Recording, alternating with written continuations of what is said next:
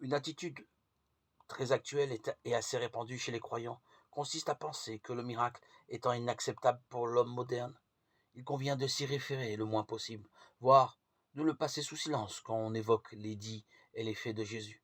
À quoi l'on peut répondre d'abord que si vérité il y a, elle demeure vérité, même si elle est inacceptable pour l'homme moderne.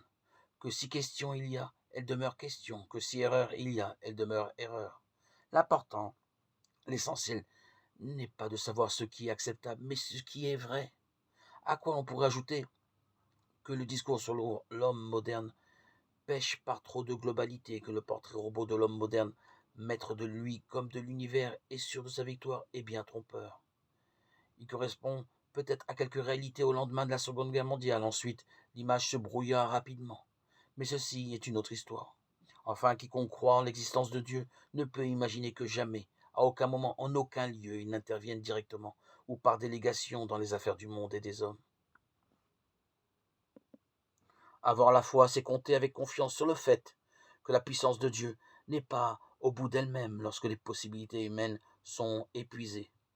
En langage publicitaire, on pourrait dire qu'il existe un plus de Dieu, un plus aux infinies dimensions.